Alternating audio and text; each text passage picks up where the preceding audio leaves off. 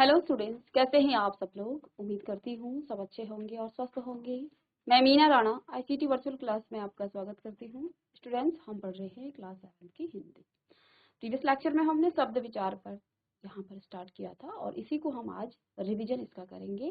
तो देखिए, शब्द विचार क्या होता है। देखिए, सबसे पहले आपने वर्ण पढ़ा और वर्ण विचार के बारे में आपने पढ़ा। प्रीवियस लेक्चर में आपको वर्ण और वर्णों के भेद बताए और इसका डिटेल आपको पढ़ाया था। आज की क्लास में हम वर्णों के शब्द के बारे में जानेंगे कि शब्द क्या होता है। तो जैसा कि आपको जब हमने व्याकरण शुरू किया था उसी समय आपको बताया था कि भाषा की सबसे छोटी इकाई ध्वनि है। ध्वनि वर्ण को कहा जाता है जब उसका लिखित रूप वर्ण कहा जाता है। तो सबसे छोटी इकाई यहाँ पर लिखित रूप में आपकी वर्ण हो जाती है। उसके बाद वर्ण के मेल से आपके शब्द बनते हैं और शब्दों के मेल से आपके वाक्य बनते हैं। तो इसी को हम क्या कहते हैं, शब्द कहते हैं। अब इन वाक्यों के मेल से एक भाषा बनती है। वो कोई भी भाषा हो सकती है, चाहे वो हमारी हिंदी भाषा हो, अंग्रेजी हो या कोई अन्य भाषा। तो यहाँ पर देखिए, एक शब्द लिखा हुआ है और आपको बताया था कि वर्णों को कैसे हम विच्छेदित करते हैं। तो हम जानते हैं शब्द जो है किससे मिलकर बने होते हैं। शब्द आपके वर्णों से मिलकर बने होते हैं। आप यहाँ पर देख पा रहे हैं, बस एक शब्द है, भेड़िया और खरबूजा। ये तीन शब्द यहाँ पर हैं और इनका अर्थ, अब शब्द का मतलब क्या होता है। हम शब्द को जो है तब शब्द कहेंगे जब उसका कुछ अर्थ निकले। अब हमने वर्णों का मेल नहीं कह सकते, हम इसको आप सिंपल सा ऐसा नहीं कह सकते हैं कि वर्णों के मेल को हम शब्द कहेंगे।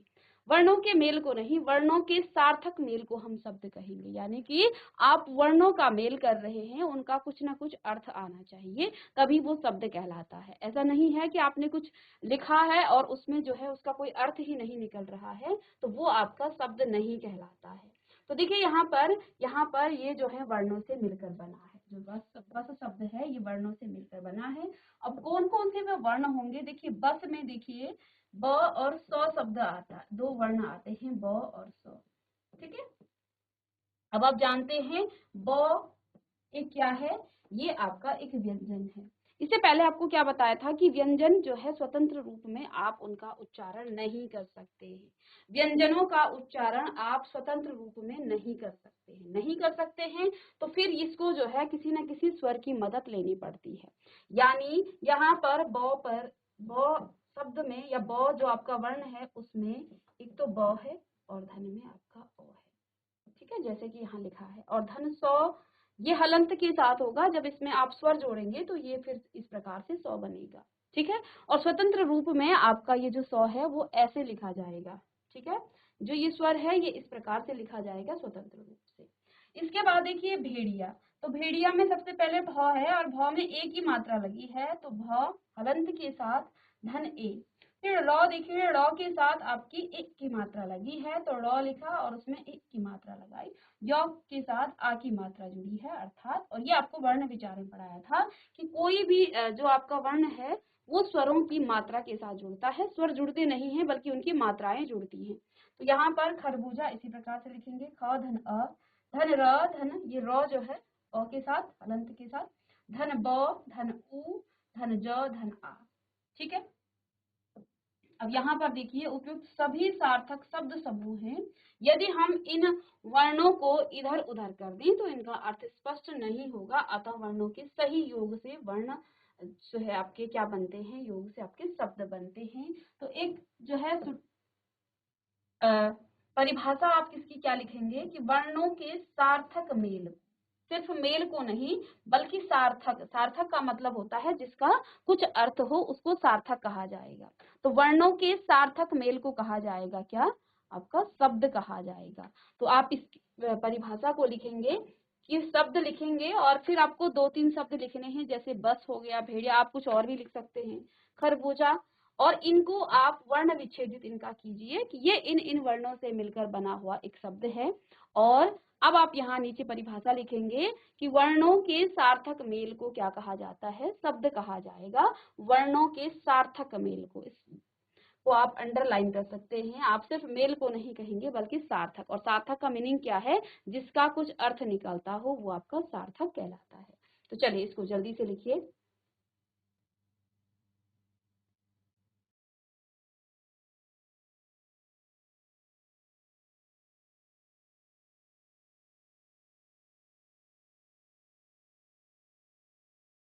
चलिए अब आगे देखिए शब्दों के भेद। शब्दों के भेद 3 प्रकार से होते हैं। देखिए हिंदी भाषा के शब्दों को 3 आधारों पर बांटा गया है। शब्दों को 3 आधारों पर बांटा गया है, यानी कि शब्द किस क्या क्या इसके भेद होते हैं। सबसे पहला है उत्पत्ति के आधार पर, बनावट के आधार पर, और तीसरा है आपका प्रयोग के आधार पर। शब्दों के 3 भेद हैं। ये शब्दों के भेद के भी 3 आधार हैं। पहला आधार है उत्पत्ति के आधार पर। उत्पत्ति के आधार पर शब्द के भेद, बनावट के आधार पर और साथ में प्रयोग के आधार पर। तो शब्द कहाँ से आया, शब्द की बनावट कैसी है और शब्द को आप कहाँ कहाँ प्रयोग करते हैं, इसी के आधार पर इसकी हम क्या करते हैं, इसके भेद भी करते हैं। तो आइए देखिए उत्पत्ति के आधार पर शब्द के भेद। तो पहला आप हेडिंग डालेंगे उत्पत्ति के आधार पर शब्द के भेद। उत्पत्ति के आधार पर शब्द के 4 भेद हैं। सबसे पहला है तत्सम, दूसरा तद्भव, तीसरा आपका देशज और विदेशी। 4 यहाँ पर शब्द हैं, तत्सम, तद्भव, देशज और विदेशी शब्द। 4 इसके भेद हैं उत्पत्ति के आधार पर। चलिए इसको भी आप नोट करेंगे। उत्पत्ति के आधार पर शब्दों के 4 भेद हैं। पहला तत्सम, तद्भव, देशज और विदेशी। तो आइए तत्सम शब्द क्या होते हैं। तत्सम शब्द देखिए, ये जो तत्सम शब्द हैं ये संस्कृत भाषा के शब्द हैं। तो जब आप क्या करते हैं, संस्कृत भाषा के कुछ शब्दों को आप क्या करते हैं, हिंदी भाषा में जैसा का तैसा, ज्यों का त्यों प्रयोग करते हैं, उन्हें कहा जाता है तत्सम शब्द। हैं ये संस्कृत भाषा के शब्द, लेकिन हिंदी भाषा में प्रयोग किया जाता है और इनमें कोई परिवर्तन भी नहीं किया जाता है, इनको बदला भी नहीं जाता है। यानी कि जैसा ये संस्कृत में था ऐसे ही हिंदी में भी इनका प्रयोग किया जाता है, इनको कहा जाता है तत्सम शब्द। तो आइए यहाँ क्या लिखा है कि संस्कृत भाषा के वे शब्द जो हिंदी में ज्यों के त्यों अर्थात बिना किसी परिवर्तन के प्रयोग किए जाते हैं, उन्हें तत्सम शब्द कहा जाता है। जैसे कि आपने कई बार हिंदी भाषा में कर्ण देखा होगा, आपने दधी देखा होगा, दुग्ध देखा होगा, आदि शब्द ये संस्कृत भाषा के शब्द हैं, लेकिन इनको आप हिंदी भाषा में ऐसे ही प्रयोग करते हैं, इसलिए इनको तत्सम कहा जाता है। तत्सम जैसा था वैसा ही यहाँ पर हिंदी में भी प्रयोग किया जा रहा है, इसलिए ये शब्द आपके हिंदी में आकर के तत्सम कहलाते हैं। ठीक है, अब आपने कुछ शब्दों को लिखना भी है, तो उसको लिखिएगा कि संस्कृत भाषा के वे शब्द जो हिंदी में ज्यों के त्यों अर्थात बिना किसी परिवर्तन के प्रयोग हुए हैं, उन्हें तत्सम शब्द कहते हैं, जैसे कर्ण, दधी, दुग्ध आदि। चलिए अब आगे देखिए, दूसरा है आपका तद्भव शब्द। अब देखिए ये जो तद्भव शब्द है ये भी संस्कृत भाषा के ही शब्द हैं, लेकिन अब इनको हिंदी में थोड़ा सा परिवर्तन करके इनको हिंदी में जो है बदल करके बदला हुआ इनका रूप होता है, इसलिए इसीलिए इनको क्या कहा जाता है, तद्भव शब्द कहा जाता है। तो दिखेंगे आप संस्कृत भाषा के वे शब्द जो कुछ बदले हुए रूप में हिंदी में प्रयोग किए जाते हैं ये भी संस्कृत के ही, जिस प्रकार से आपके तत्सम थे, लेकिन तत्सम जो शब्द हैं उनमें परिवर्तन नहीं किया जाता है। जैसे यहाँ पर वहां हमने कर्ण कहा तो अब हम कह रहे हैं कान, वहां हमने दधी कहा यहाँ हम कह रहे हैं दही, इन्हीं में हमने थोड़ा सा परिवर्तन कर दिया। वहां दुग्ध कहा तो यहाँ हम कह रहे हैं दूध। तो ये शब्द आपके तद्भव शब्द कहलाते हैं। ठीक है, कुछ तत्सम और तद्भव शब्द यहाँ पर दिए हुए हैं, इनको भी आप अपनी नोटबुक में लिखेंगे। जैसे आपका संस्कृत भाषा का शब्द है सूर्य, ये संस्कृत भाषा का है और हिंदी में जब इसको प्रयोग किया जाता है तो ये तत्सम शब्द कहलाता है तो ये संस्कृत का, लेकिन हिंदी में जब हम इसको प्रयोग करते हैं तो इसको तत्सम कहा जाता है। और इसी का बदला हुआ रूप, यानी कि इस सूर्य में हमने थोड़ा सा परिवर्तन कर दिया और हिंदी में इसको प्रयोग कर रहे हैं, वो तो हम क्या कहते हैं, उसको सूरज कहा जाता है। स्वर्ण का मतलब होता है सोना, तो ये तत्सम रूप है और यहाँ पर तद्भव इसका सोना हो जाएगा। दधी, जैसा कि आपने ऊपर देखा, दधी आपका तत्सम शब्द है, संस्कृत भाषा का शब्द है और इसको आप हिंदी भाषा में इस प्रकार से भी प्रयोग करते हैं। और जब आप दधी लिखेंगे तो वो तत्सम होगा और दही लिखेंगे तो वो आपका तद्भव हो जाएगा। हस्त आपका तत्सम शब्द है और हाथ आपका क्या है, तद्भव शब्द है। तो हस्त यानी कि आपका ये संस्कृत भाषा का ही शब्द होगा। इसी प्रकार से ग्राम संस्कृत का भाषा शब्द है और इसको हम हिंदी में भी प्रयोग करते हैं, साथ में इसको हम तद्भव रूप में, इसका एक तद्भव रूप हो जाएगा ग्राम का गांव। रात्रि आपका तत्सम शब्द है और रात्रि को आप लिखेंगे रात, ये इसका बदला हुआ रूप है, ये तत्सम रूप है अर्थात ये संस्कृत भाषा का ही शब्द है। दंत आपका क्या है, संस्कृत भाषा का शब्द है और दंत को आप दांत कहते हैं। इसको थोड़ा सा आपने परिवर्तन कर किया और परिवर्तन करके इसको हिंदी भाषा में हम प्रयोग करते हैं। इसी प्रकार से मुख आपका तत्सम शब्द है, ये आपका क्या है, संस्कृत भाषा का शब्द है और मुख को आप हिंदी में उसका बदला हुआ रूप यानी इसमें परिवर्तन करके हमने मुंह लिखा तो ये आपका तद्भव शब्द हो जाएगा। इसी प्रकार यदि आपके पास घोटक शब्द है तो घोटक आपका तत्सम है और घोड़ा इसका बदला हुआ रूप तद्भव रूप हो जाएगा। सर्प आपका तत्सम है यानी संस्कृत भाषा का शब्द है और घोड़े को हमने थोड़ा सा सर्प को हमने बदल दिया तो वो आपका सांप हम इसको हिंदी में कहते हैं यानी कि तद्भव रूप में कहते हैं। आम्र आपका क्या है, तत्सम शब्द है अर्थात ये संस्कृत भाषा का शब्द है और इसका बदला हुआ रूप आम आप कहते हैं। दुग्ध दूध के लिए कहा जाता है तो यहाँ पर ये तत्सम रूप हो गया और ये आपका तद्भव रूप हो गया है। आगे देखिए, मयूर आपका तत्सम रूप है संस्कृत भाषा का शब्द और मयूर का तद्भव हो जाएगा आपका मोर। घृत आपका तत्सम शब्द यानी कि संस्कृत का शब्द है और यहाँ पर इसको तद्भव रूप बदला हुआ रूप आपका घी हो जाएगा। कर्ण कान के लिए कहा जाता है जिसको आप बदले हुए रूप में आप जो आपकी जो सामान्य भाषा है वहां पर आप कान प्रयोग करते हैं। सत्य आपका क्या है, तत्सम है और सच आपका तद्भव है और इन्हीं शब्दों का ये बदला हुआ रूप है। अग्नि आपका तत्सम शब्द है और इसी का बदला हुआ रूप आग है और चंद्र आपका तत्सम यानी कि संस्कृत भाषा का शब्द है जिसको हिंदी में ज्यों का त्यों प्रयोग किया जाता है और चांद हमने इसका बदला हुआ रूप लिख लिया है। इस प्रकार से यहाँ पर कुछ आपके तत्सम शब्दों को तद्भव रूप में परिवर्तित रूप में लिखा गया है। इनको आप जल्दी से नोट करें। इसके बाद हम देशज और विदेशी शब्द और फिर अन्य आधारों पर इसको जानेंगे।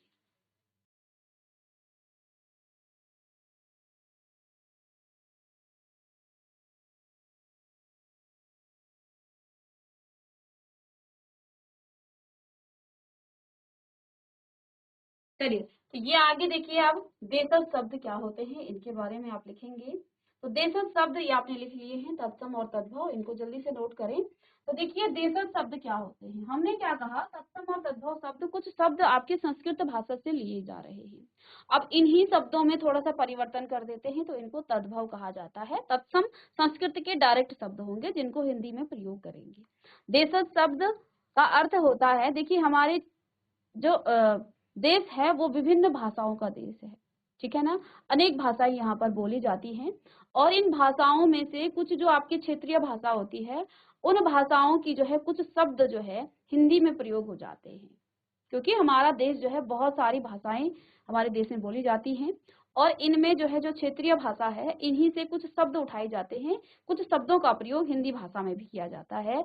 इसे कहा जाता है देशज, क्योंकि अपनी देश की भाषा है, अपने देश के जो क्षेत्र हैं उनकी भाषा है, इसलिए इनको देशज शब्द कहा जाएगा। और यहाँ पर देखिए जैसे आपका हो गया है कुटिया, डिबिया और थैला और पगड़ी, ये आपके देशज शब्द हैं, ये क्षेत्रीय भाषाओं से लिए गए शब्द हैं, इसलिए इनको क्या कहा जाता है, इनको देशज शब्द कहा जाएगा। तो इसको भी आप नोट करेंगे।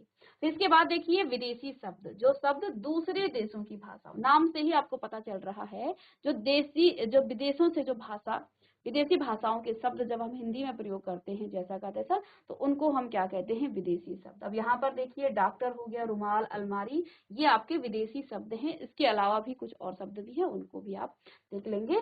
तो यहाँ पर देखिए विदेशी शब्द जो दूसरे देश के भाषाओं के शब्द हैं और वो हिंदी में आकर प्रयोग किए जाते हैं, हिंदी में उनको प्रयोग किया जाता है, तो ये आपके देशज शब्द कहलाते हैं। तो इस प्रकार से हमने यहाँ पर उत्पत्ति के आधार पर शब्दों के यहाँ पर 4 भेद आपको बताए, तत्सम शब्द, तद्भव शब्द, देशज शब्द और विदेशी शब्द। आप इसे नोट करिएगा। तत्सम शब्द क्या होता है, संस्कृत भाषा के शब्द जब सीधे हिंदी भाषा में प्रयोग किए जाते हैं तो उन्हें तत्सम शब्द कहा जाएगा। उन्हीं का बदला हुआ रूप आपका तद्भव शब्द कहलाता है। देशज शब्द हमारे देश की जो क्षेत्रीय भाषा है उन्हीं के कुछ शब्दों को जब हिंदी भाषा में प्रयोग किया जाता है उन्हें देशज शब्द कहा जाएगा। और विदेशी जब दूसरे देशों की भाषाओं से आकर कुछ शब्द हिंदी में आकर जो है उसमें घुल मिल जाते हैं यानी कि प्रयोग किए जाते हैं तो उसे विदेशी शब्द कहते हैं। चलिए जल्दी से इसे नोट करें।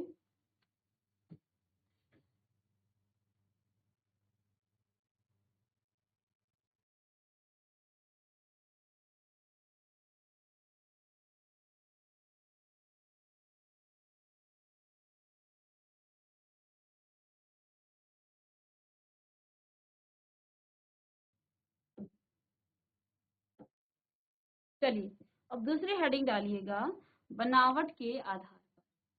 इससे पहले हमने उत्पत्ति के आधार पर पढ़ लिया, अब हम पढ़ेंगे बनावट के आधार पर। शब्दों के 3 प्रकार हैं। जिस प्रकार से उत्पत्ति के आधार पर शब्द के 4 प्रकार थे, 4 भेद थे, उसी प्रकार बनावट के आधार पर शब्द के 3 भेद हैं। शब्द की बनावट कैसी है उसके बारे में हम यहाँ पर जानेंगे। पहला है आपका रूढ़ शब्द, यौगिक शब्द और योग रूढ़ शब्द। तो इन तीनों को लिखें, रूढ़, यौगिक और योग रूढ़। 3 जो है इसके भेद हैं, 3 इसके प्रकार हैं। तो बनावट के आधार पर शब्दों के 3 प्रकार हैं, 3 भेद हैं, रूढ़ शब्द, यौगिक शब्द और योग रूढ़ शब्द। ठीक है। और चलिए, तो पहला आप लिखेंगे रूढ़ शब्द। रूढ़ शब्द क्या होता है? जिन शब्दों के टुकड़े नहीं किए जा सकते हैं उन्हें रूढ़ कहते हैं। ठीक है। जैसे घर, अब घर का आप टुकड़ा करेंगे तो वो फिर शब्द नहीं रहेगा, वो वर्ण में परिवर्तित हो जाएगा, वर्ण में वो टूट जाएगा। बस है दूसरा शब्द, तो बस को जब आप तोड़ेंगे तो फिर वो शब्द नहीं टूटेगा, वर्ण में वो विच्छेदित हो जाता है। कार, नाव, दाल, ये सभी शब्द आपके रूढ़ शब्द हैं। तो जिन शब्दों को आप तोड़ नहीं सकते, तोड़ेंगे तो फिर वो वर्णों में टूटेगा, फिर वो शब्द नहीं बचेगा, तो उन्हें क्या कहा जाएगा? आप उन्हें रूढ़ शब्द कहेंगे। अब दूसरा यहाँ पर यौगिक शब्द है, इसी का दूसरा भेद है यौगिक शब्द। कुछ शब्द ऐसे होते हैं जो 2 सार्थक शब्दों से मिलकर बने होते हैं। कुछ ऐसे भी शब्द होते हैं जो किन्हीं 2 शब्दों के मेल से, अब यहाँ पर मेल नहीं कहा है, सिर्फ मेल नहीं बल्कि सार्थक मेल से, यानी कि जब आप उन शब्द को तोड़ेंगे तो आपको 2 सार्थक शब्द मिलेंगे, उनका अपना अस्तित्व होगा, उनका अपना अर्थ होगा। अस्तित्व का मतलब शब्द में अर्थ ही होता है, यदि उसका अर्थ है तो उसका अस्तित्व है।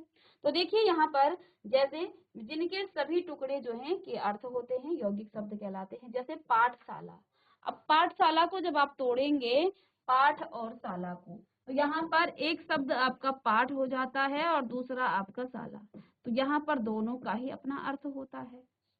ठीक है।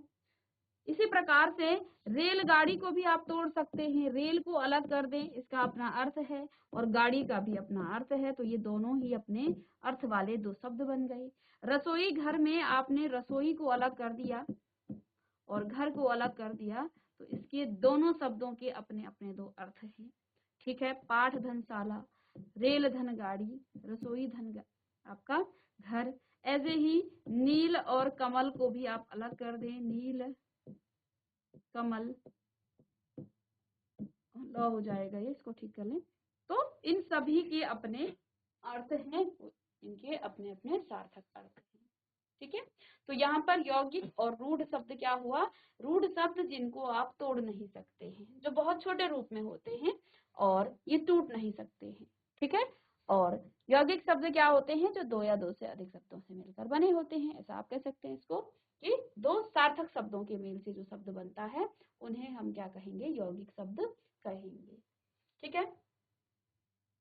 तीसरा आपका यहाँ पर योग रूढ़ हो जाता है, इसको आप लिखें योग रूढ़।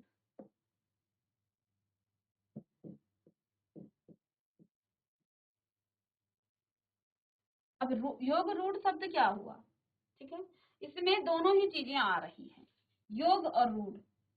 ठीक है। इसके मीनिंग पर आप जाएं तो इसमें 2 चीजें आ रही हैं, यौगिक और रूढ़, दोनों यहाँ पर चीजें आ रही हैं। अर्थात इसी से इसका अर्थ आप लगा सकते हैं कि जब 2 शब्द 2 या अधिक से अधिक शब्दों के मेल से बनते हैं, ठीक है, और किसी विशेष अर्थ में वो रूढ़ हो जाते हैं, तो इसकी जो पहली डेफिनेशन है यहाँ से यहाँ तक, वो तो यौगिक शब्द को की परिभाषा ही बता रहा है कि जो शब्द 2 या 2 से अधिक शब्दों के मेल से बनता है, ठीक है, तो उसे क्या कहते हैं? वो योग हो जाता है, क्योंकि वो 2 या 2 से अधिक शब्दों के मेल से बना है। लेकिन और किसी विशेष अर्थ में वो रूढ़ हो जाता है, तो रूढ़ वो कब होगा? क्योंकि वो रूढ़ हो रहा है, यानी कि उसका एक ऐसा विशेष अर्थ निकलेगा जो टूट नहीं सकता है, जिसको आप फिर से तोड़ नहीं सकते हैं। जैसे यहाँ देखिए दशानन, इसको आप तोड़ सकते हैं, 10 को अलग कर दें और आनंद को अलग कर दें, और दोनों का अपना अपना जो है यहाँ पर अर्थ है। लेकिन विशेष अर्थ में आप दशानन को रावण बोलते हैं, और रावण शब्द आपका रूढ़ शब्द है, तो ये आपका योग रूढ़ शब्द है, ये आपका क्या है? रूढ़ शब्द है। ठीक है ना। तो विशेष अर्थ में ये रूढ़ बना, और वैसे तो इसके दो, यहाँ पर दो शब्दों के मेल से ये जो है दशानन बना हुआ है। ठीक है। पंकज शब्द पंख और जौ से बना है। पंख का मतलब कीचड़ और जौ का मतलब जन्म। दोनों के सार्थक अर्थ हैं, दो शब्दों के मेल से बना है। इसमें तो वो यौगिक हो गया, लेकिन अगर इसका विशेष अर्थ देखिए, पंकज में जन्म लेने वाला, कीचड़ में जन्म लेने वाला आपका कमल है, और कमल आपका रूढ़ शब्द है। तो ये विशेष अर्थ में क्या दे रहा है, रूढ़ जो है यहाँ पर हो रहा है, इसलिए ये आपका क्या हो जाता है, ये आपका योग रूढ़ शब्द हो जाता है। इन तीनों को आप जल्दी से नोट करें, और इसके बाद हम प्रयोग के आधार पर शब्दों के भेद करें।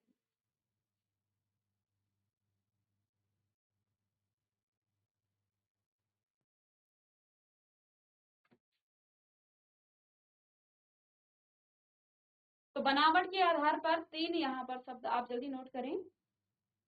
तीन यहाँ पर शब्दों के भेद हुए हैं।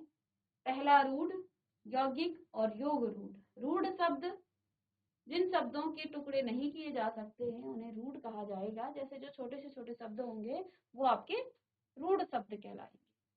बड़ा शब्द अभी हो सकता है, लेकिन कभी कभी बड़े शब्द तोड़ करके अर्थ नहीं निकालेंगे, अर्थ उनका नहीं आएगा, तो वो आपका सार्थक अर्थ वाला शब्द नहीं होगा। यहाँ पर यौगिक क्या कहा है कि आप कुछ शब्द ऐसे होते हैं जो दो सार्थक शब्दों से मिलकर बने हैं, जो दो सार्थक शब्दों से मिलकर बने हैं, और जिनके सभी टुकड़ों के अर्थ होते हैं, उन्हें यौगिक शब्द कहते हैं।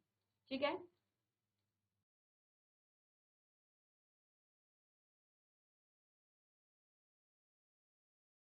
अब तीसरा देखिए, प्रयोग के आधार पर।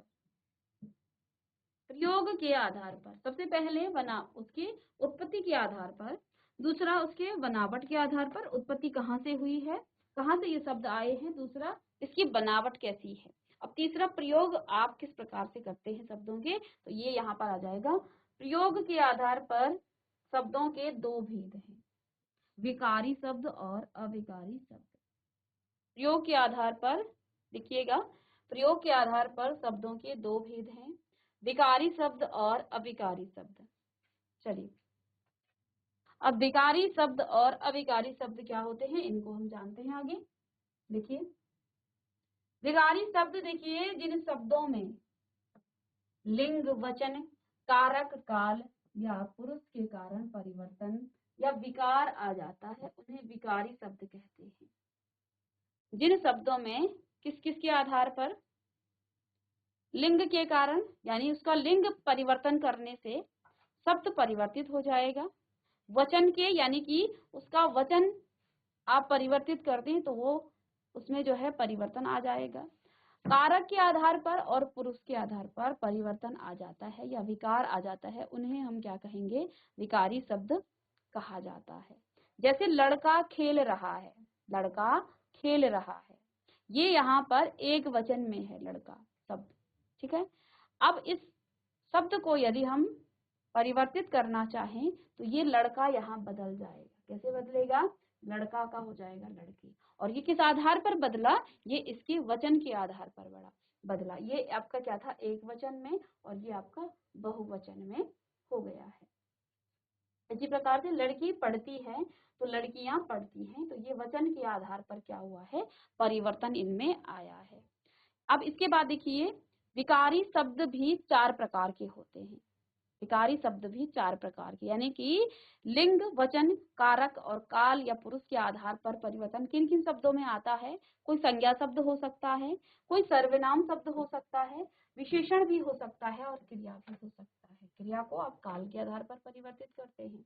संज्ञा और सर्वनाम आपके लिंग और वचन के आधार पर बदल जाता है, और विशेषण इसी के साथ आपका बदल जाता है। और कारक तो आपको जब पढ़ाया था तो वहां पर आप कारक किस प्रकार से परिवर्तित हो जाता है ये भी आप जानते हैं। ठीक है। तो यहाँ पर विकारी शब्द के चार प्रकार हैं।